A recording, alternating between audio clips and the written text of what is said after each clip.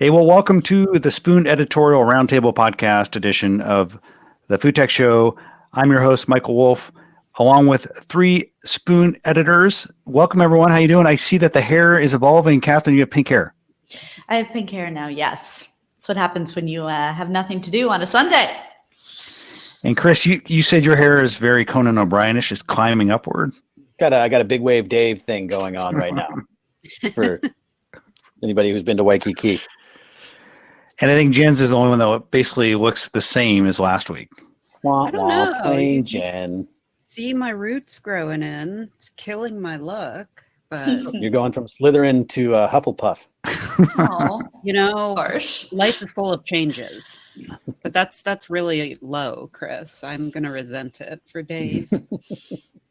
Well, we have 4 or 5 stories we're going to discuss this week. Let's jump right in. What's interesting with this first story, Cheetah getting its funding round, I think it was like in the order of like tens of millions of dollars, like $36 million. Chris, you have this story, and this seems like this aligns with the trend of a number of platforms that provide wholesalers abilities to go direct to consumer getting traction. Talk about the story. Yeah. So, their Cheetah is a company, and what they did before was restaurant supplies, right? So they created a marketplace where restaurants could order their supplies, foods, produce, meats, even like janitorial supplies, I believe, direct from wholesalers. But restaurants have been shut down, and who knows when they're going to open up. So Cheetah is the latest company that's sort of going like, well, hey, why don't we make all these things from suppliers available to consumers? So they've adjusted their platform so that everyday shoppers in the Bay Area can order food, whatever, through it, and then go and pick it up for a contactless delivery at one of the set locations. And what's interesting is not only that $36 million is a healthy chunk of change to raise, but it's the latest company. This is the 4th company we've written about that's doing this now. It started with Pepper back in March. They're in New York City. And then it was followed by Dine Market and Choco, which also raised $30 million. But they're all the same story, right? Which is we were a software platform for restaurants to manage their purchasing from suppliers. And with restaurants shut down, that food was going to waste. And these suppliers were having to lay off people. And by opening up these direct-to-consumer markets, consumers get to shop, which is really cool because it can be hard to find certain ingredients at your local grocery store or get delivery windows from like Instacart or Safeway or whatever. So it seems like it's filling a lot of needs at once. And it's just like a tweak to their platform, going from strictly B2B to D2C. And the thing that I'm most interested in is what's going to happen once all this recedes. Is it going to be like people get like, oh, this has been really cool. Like if you consider a big family, instead of shopping from Costco, getting, restaurant quality ingredients delivered to your door, or, you go pick up from, maybe that becomes a new normal, right? Like, I just think it's really fascinating that this is a trend that we're seeing. And I think it's a good one, especially because as restaurants even begin to open now in some states, they're at reduced capacity, like at 25 or 50%. So restaurants aren't going to be ordering the same amount of food. So it just seems like it's a win all around. I'm really fascinated by it, but they haven't been. Choco operates up in Seattle, but they don't deliver to my area. So they're mainly in New York and San Francisco right now. But yeah, this is a thing that we're seeing happening, and it's smart, and a lot of money is being put in there. Yeah, I wonder how much of this funding, for example, for Cheetah, $36 million, was already in play in process. The term sheets were signed before COVID, or did this additional kind of new reality that we're living in become the impetus and kind of the catalyst for the funding? And to your point, Chris, what happens once COVID recedes and things go back to normal? Is this, will these companies still be getting a lot of the same traction? Well, even that's a good point, but I also wonder, like, if the term sheets were in play, no one backed out of the deal, or at least they still got their money, right? So they're seeing some kind of opportunity happening, in whatever the intervening time was. But, it's just showing the resourcefulness of people, especially at a time when people are worried about the supply chain, the food supply chain, especially with meat, right? We're hearing all kinds of reports of upcoming meat shortages. So, I don't know, any port in a storm, right? So this may sound dumb. So if I am a consumer, I want to order from a supplier through the Cheetah platform. Do I sign up for a Cheetah account, or am I going in like, is one of the Cheetah's customers that is formerly as a B2B supplier using the platform and branding it as their web store? Does that make sense? How does it work Yeah. for the consumer? So I wonder haven't the had a same chance thing. to. Yeah, I haven't had a chance to use any of them because they aren't available here yet, right? But there's a Cheetah app that you download and then you shop Okay. on it. There are ones like there's the web interface for Pepper, if I recall. It like connects you with, like, you would click on I want produce and then it shows you that supplier, but you're still shopping on the Pepper site. So you aren't just like being redirected directly to Pepper, or I'm sorry, to that specific supplier. And then in the case of like Choco, I know that they are doing, what they're doing is they also create a platform, and they are up in Seattle, like I said, and through some place in Pike Place Market, I think. But what they're also doing is they're taking any profits. Once they recoup their costs, they're donating all their profits to help local restaurants in that area. So Wasn't Choco the name of the half monkey, half boy on Land of the Lost, or am I completely wrong on that? you Was were that so close. You're It's two vowels Chaka. off. Was it Chaka? It's Chaka. Okay. It's Chaka. You, Yes, you had a Choco and banana, Cheetah. yeah, you had a Banana Splits reference before we started, so I had to go Land of the Lost, which I think I probably. Tra-la-la, tra-la-la-la. But anyway, so what I'm curious to see is just if this holds up post pandemic. Yep. If it becomes the new normal. Mhm. Because I think it would be kind of cool. I haven't tried it yet, but it would be kind of cool to get. I Yeah. don't know. I'm assuming it's the same kind of food. Well, I want to try it, but I live or like basically cook for myself. I have roommates, but I'm wondering, restaurants buy things in huge quantities. Would it be, do you have any idea if it's like, can you buy things on a smaller level, or is it like you have a 50-pound You have to bag buy. of You have to flour? buy 300 pounds of rice, Catherine. Yep. I mean, I can I go think- through it, but Oh I yeah. think it's somewhere in. I think it's somewhere in between, right? I don't think that Okay. you can buy like onesie twosie things. right, From what you're I not saw, buying a banana. right. But if you get again, this might be better for families, right? Like Mhm. if you get a box of lettuce or a box of, or, bags of rice or whatever, right? Like that'll work Mhm. for a family of 4 or 5. And it may not be for, hipster vegan millennials, who dye their hair. And, I was going to say, I wish I could get upset, but you're not wrong. on I any of I those just want one. Just one. Can I get one? Can I just get one? Oh, well, I'm going to give it a go because you've convinced me. This sounds cool. I like the idea of supporting restaurants, but I can only order takeout so much financially and in terms of like, I like to cook. And so this sounds like kind of a perfect solution. So I'm going to give it a go. And then maybe next week or 2 weeks from now, we can see how it goes down. Yeah, Choco, try it, and then definitely Okay. try it and let us know how it works. Because Got again, and to Jen, I mean, Jen's big crusade has always been against the high delivery fees. So even if Crusade, restaurant, truly. if people order from restaurants, that gets really expensive real quick. Mhm. And some of these, like Pepper, does delivery because all these suppliers had Mhm. truck drivers who, they had to furlough a bunch of them, but now they could be, they can have routes that take food to people's houses. So, the Cheetah one is they have a specific location where you drive through basically, and they load the stuff into the back of your car with no contact. And I'm not sure what it is in Seattle, but they're all figuring it out. So Yeah, got to applaud the creativity for sure. Yeah, we'll circle back next week. Let us know how it goes if you try it out. Catherine, Jen, you had this next story you wrote about, and I thought this was really an interesting story where California's governor Gavin Newsom has announced a new program where they're working with FEMA and basically activating and paying restaurants to make food for seniors. And it reminded me a little bit of what Robert Egger was talking about on the COVID summit we did like a month ago. He was talking about this exact same thing, about how the state governments need to start working with restaurants who are not getting enough direct consumers coming in and dining, whereas they have all this cooking capacity. And it looks like Gavin Newsom is doing just that.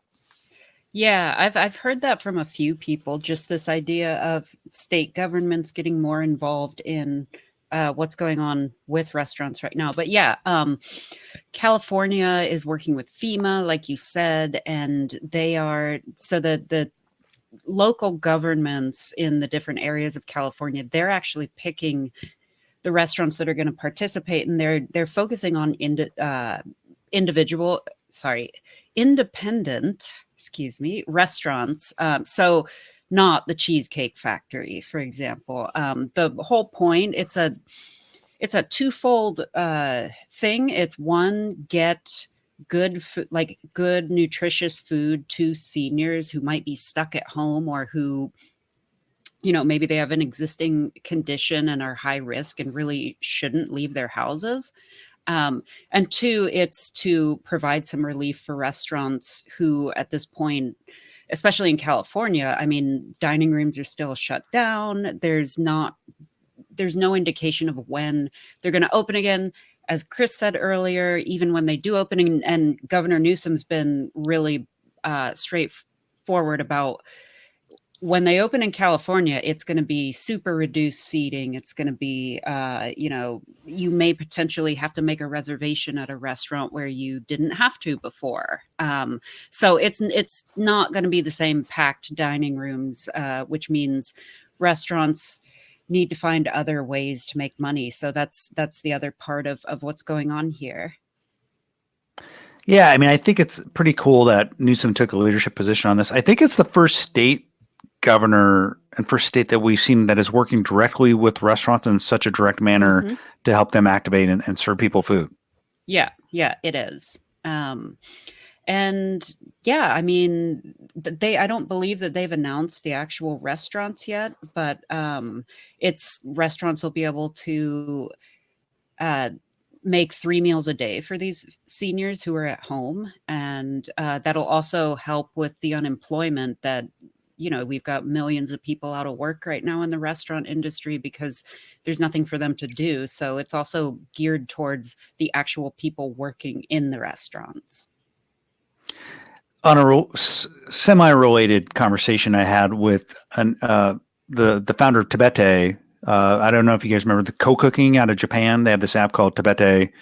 It's basically a food redistribution app that takes excess food and that at the end of the day, unless people buy it on a marketplace in Japan, and they've actually pivoted, and I'm going to have a story about this later this week. They pivoted to where they're letting anyone use the platform, but the founder of Tebete says they've like quadrupled or their volume's gone up quite a bit. But he thinks that after this, there's going to be a ton of Japanese restaurants that are going to go out of business because it's a way oversaturated market, even compared to North America.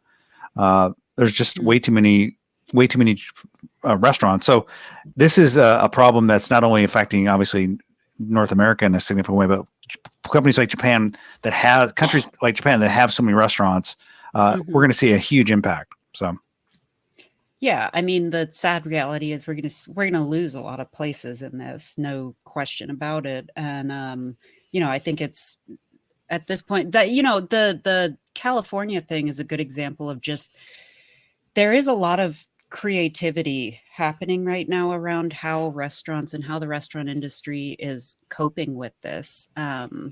And trying to figure out a way for people to just, at this point, it's like keep the lights on. That's the bar everybody's reaching for. So, I think we're at a point where we're starting to see what's working and what isn't. And, it may be that more states need to work with restaurants at the level that California is doing.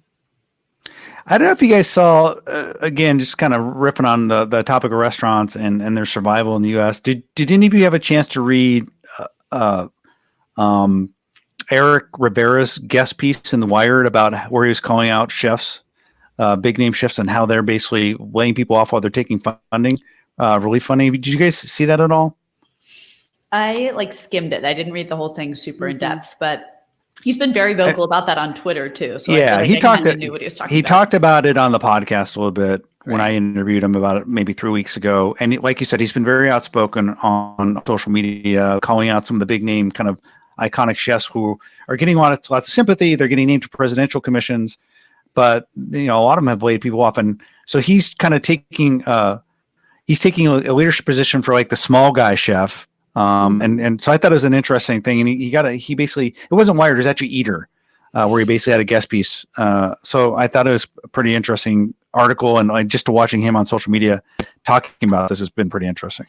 Mm-hmm. Yeah, and he's doing a lot. I mean, we've covered stuff that he's doing, but I think we've seen that in other restaurants in Seattle too, and talking about all these wholesale restaurant suppliers that are pivoting, like companies just doing anything they can to keep the lights on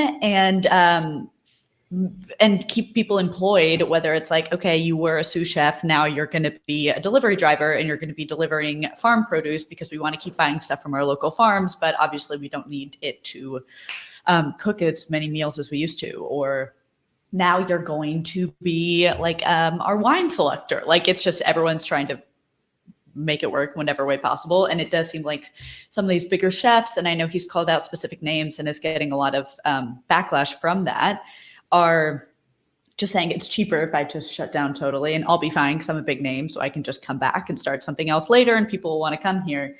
And he's like, well, that's just not sustainable for all your employees. And so I think the rub, and I think that the issue he had a problem with was a lot of these folks, these big name chefs, applied for funding. Mm-hmm. They've been very active about how they need rescue packages.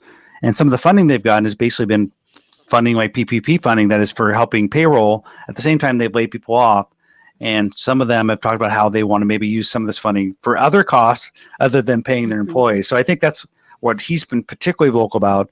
And I would suggest anyone who's interested, just go to Eater and find it. It's an interesting editorial, and follow Eric Rivera on social. Chris, you had a story, I think it was yesterday, talking about the Food Network Kitchen app becoming available on Amazon devices for free. I thought it was interesting that it's on the Fire devices to start off with, but not on the Echo Show, although that's coming later, because I think the Echo Show is like the dominant Alexa device, at least in a lot of households' kitchens. Yeah, I don't know. It's very opaque in terms of what the number. Amazon is very opaque with their numbers, right? So they said there are 40 million Fire tablets and TV devices. So if you're lumping in tablets, right, that can become a pretty easy kitchen device. You know, we prop ours up in the kitchen all the time, although it's mostly to watch Real Housewives while meals are being made. But it is. So what they announced yesterday was that they are basically giving away a year of Food Network Kitchen app, which is the food launched last September. The Food Network Kitchen app is like live and on demand cooking classes from Food Network celebrity chefs, right? Bobby Flay, Rachel Ray, all kinds of people who at the time were doing not only like you could get the shows that were available and it would be on the Echo Show or Fire devices, right? But it was also live cooking content. So they would be like, hey, Tuesday at 3, we're going to be doing how to make, I don't know, beef shanks or something, something. And then they would have a live class where you could watch and kind of cook along with. And there was also an e-commerce component. So e-commerce, I said that really loudly. But there's a shoppable recipe component, right? So you could buy all the ingredients ahead of time through Amazon and other services. So it sort of wrapped in a lot of different things. But Amazon is, it was going to cost. It originally cost $7. I think they reduced the price down to $4.99 a month or $40 for a year. And Amazon yesterday said, hey, we're going to pay for it for a year for everybody with, on your Fire tablet or Fire TV device. So, people are at home watching all kinds of content and cooking more. So this could be a big boon for both the Food Network Kitchen app and, possibly even shoppable recipes if people can get a delivery slot. I wonder if the signal there is, though, they just weren't having enough traction for the pay for service. I mean, I think that there's such an abundance of content around how to basically cook, lots of tons of free cooking recipe instruction videos, tons of stuff on YouTube. And this was a play both for them as well as the Food Network to basically try to get people to pay a monthly subscription fee. I read it as, hey, it's interesting, but also maybe they just weren't getting enough traction for the people actually paying for it. Oh, yeah, 100%. Yeah. Like they had said, I think that they had 5 million downloads since September, which isn't a ton for big name. Like it's fine, but like it's not huge. And that was just app download. So who knows what the churn rate is on that.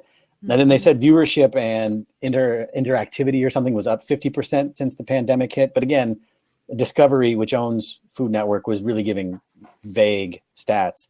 So I think 100% this was a way to like kind of, juice those numbers a bit. Because you would think that it would, like, if you have the cachet of a celebrity chef, then it might work. But I don't know. I have a Fire TV device, but I don't think I'm going to do. I actually have a Fire tablet too, although I don't know. Maybe I'll check it out.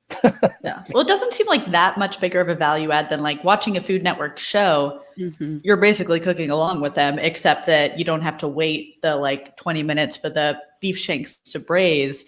And you can also download the recipe online. And I think there's probably shoppable components within foodnetwork.com. I haven't actually looked, but it's like, is that really giving you that much more of a value add? And I know we've written about it on the site that there is like, because they have these big names that could attract some people that it might not otherwise want to pay for it. But at the same time, right now, we're seeing a lot of recipe instruction sites offering free content. So it's like, are people going to pay, even if it's just $7 a month, when like New York Times is offering more free stuff? All these chefs are doing Instagram videos for free. Exactly. Cooking along, like, Yeah. I don't know. Everyone's Yeah, using social media. Everyone's using Instagram. Mhm. A lot of these chefs are just homebound and they're quarantined, so they're using these social platforms to show off and drive people on and cook. And Instagram, quite frankly, is a lot more interactive than what you're going to get on the Food Network Kitchen on Amazon Echo Show. I mean, you can comment, maybe even get them to react in real time, which I think that's part of the issue. Is like for our consumers, like what is the value add for this premium subscription site, and how interactive is it? Am I actually going to get a chance for them to react to me? You're not going to get that necessarily, whereas you can get that on something like Instagram. So Mhm. And that's on your phone, as you discussed, like your Fire TV or even tablet. But like, if you don't have an Echo that you can bring into the kitchen, like your phone, you can just prop up right there, follow along. How was that? One more time. How'd Your you prop it phone, up? Yeah. How'd you yeah, prop it up? what's the sound? right Nick? there on my spice shelf is where I put it.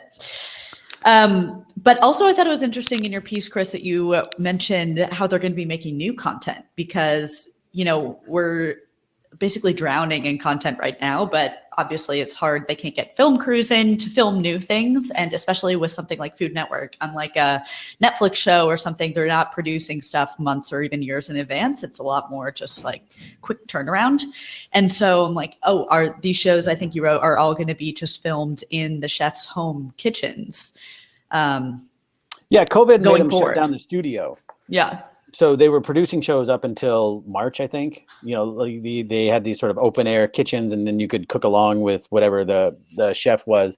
And those are going to be coming back in mid-May, supposedly, but they're going to be in like Bobby Flay's home or Mhm. you know whoever Giada De Laurentiis's kitchen or whatever, right? Like, so you know, but I also think, you know, I don't, Mike, you might know this, you might keep following it. I don't know what the rates are for. Let me rephrase that. I don't know if cord cutting is causing, you know, just a general Food Network to go down, right? Like there just aren't as many people paying for cable TV as they used to. So this is sort of a way to fill in that gap.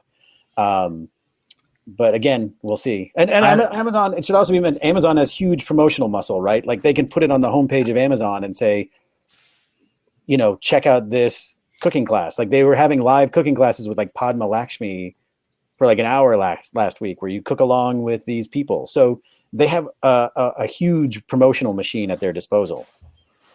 I don't know what cable TV numbers are for a cooking channel. I would imagine that they've been trending downwards slightly as more of it goes online. And it'll be interesting to see what comes out on the other side of COVID in terms of, you know, how many people are subscribing.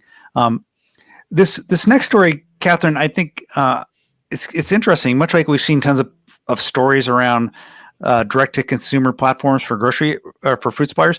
All of a sudden, we're seeing a flurry of stories around chickpea protein investments. What's the deal with all these? This last one that you wrote about today from Singapore. Yeah. Just the latest. So that's the latest. It's a company called Growthwell Group, which is a plant-based protein company in Singapore. They own some companies that make meat alternatives. They got $8 million and then at the same time invested in an Israeli startup called Chickpea, which makes chickpea protein and specifically aimed at like dairy alternatives. So chickpea milk, which could be like the new oat milk, is what they're hoping. And then just a few days ago, last week, another company, also Israel-based, called InnovoPro, got $15 million in funding. So and they also make a chickpea protein isolate. So it's basically a chickpea protein powder, but it has like extra high concentration of protein, between 70 and 90%, and it's going to be used as a raw ingredient to add protein to meat alternatives or dairy alternatives, kind of like a pea protein or soy protein substitute. And alone, chickpea protein is interesting because, unlike soy or nut, it doesn't have as many allergens, and it's also pretty affordable to produce, and it can get this really high protein number. So if you're trying to make a meat alternative, you want it to be comparable to beef in terms of protein, you can add in some chickpea protein isolate, get there. But I think some of the reason that they are able to raise funding right now, which is a time when a lot of companies are having tough time getting funding, is because we've been seeing some challenges in meat supply. I think a lot of meat manufacturing plants are shutting down or reducing capacity. And as we were talking about earlier, there are fears about impending meat shortages. And so people are kind of turning to plant-based alternatives as a more consistent source of protein. And something like chickpea protein powder is like consistent, it's versatile, and it makes sense that this is becoming sort of a new ingredient for animal alternatives. We're getting all these mixed signals, right? Like some of the data that I've seen recently shows people have kind of maybe jumped off like the paleo diets and eating more carbs as they're eating more comfort foods. But at the same time, the more recent thing we've seen just in the past couple of weeks is the meat supply chain is just really getting hit hard. And so that is a positive signal, I think, for some of these alternative proteins. I think the challenge will be is like getting the price point down. Like when I think about Impossible and making it accessible to a lot of people like Pat Brown wants, the price point's still fairly high, although certainly coming down. So I think scale of manufacturing becomes a real issue for some of these. But it's going to be fascinating to watch some of these in the investments and how some of these alternative proteins shake out on the other side of COVID. Yeah, absolutely. I think we've seen a lot of alternative protein investment during COVID, actually, and maybe that's because that's what I concentrate on because I'm interested in it. But like Rebellious, which does plant-based nuggets in Seattle, got some funding. And I think a lot of these companies see it as a real opportunity where people are shopping more. They are turning towards plant-based alternatives, according to some of the data from like NPR and some other sources, saying people are buying more because they're hesitant to buy meat, maybe because of some rumors around where the virus started, and also because there have been some issues in supply chain and people are worried about price going up. So I do think it's kind of a prime time. I mean, both these companies are not going to have a product out for a little bit of time, and they're selling as an ingredient to other bigger CPG companies. But I do think we're going to see some chickpea protein powder. I think you could have some chickpea milk as an option at your local coffee shop in the next year or two. Chickpea milk is really good. I've never had it.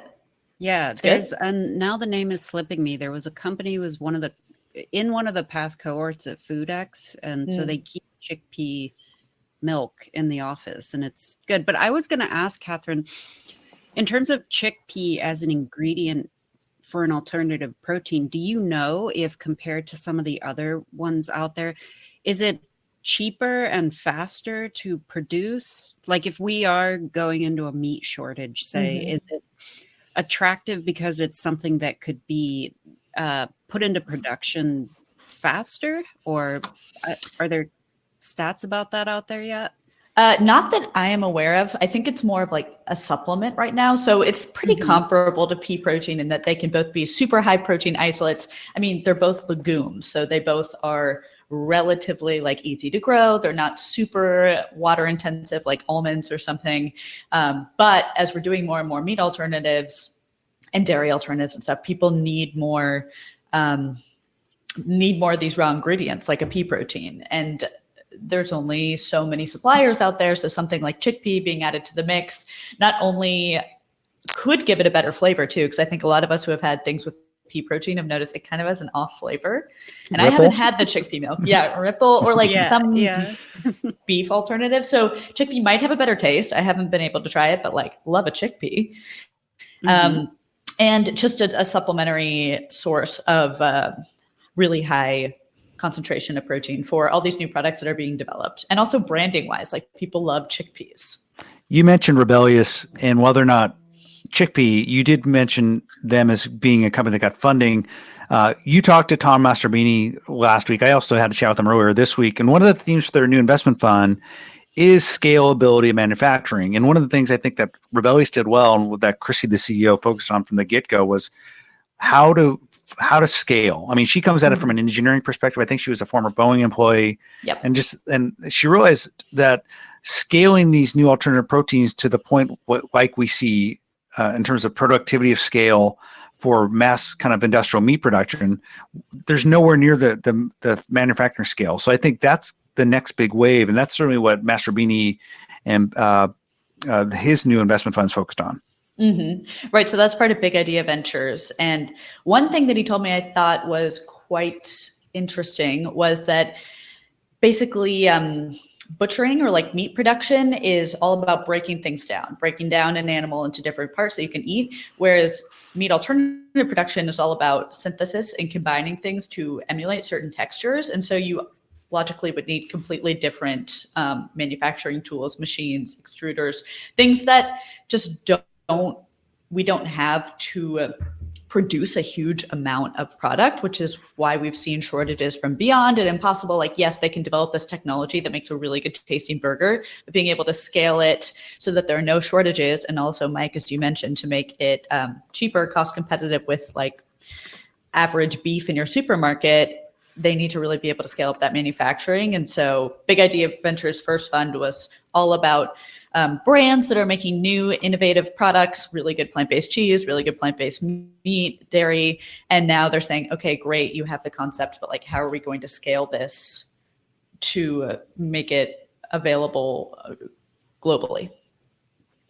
It make stuff cheaper. I mean, I think one of the challenges is we head into a post-pandemic world, like people are just gonna have less money. And so the $12 like Impossible Burger at Red Robin, like, I don't know how that's going to do well. I mean, we already saw the prices coming down. I think at Burger King, you started to see more price parity, but I think that's going to be the big challenge. Certainly what I think Impossible has been focused on for the last year is scale of manufacturing. So, yeah, hey, absolutely. Hello to Dr. Food Cost again. He's in the in the comments.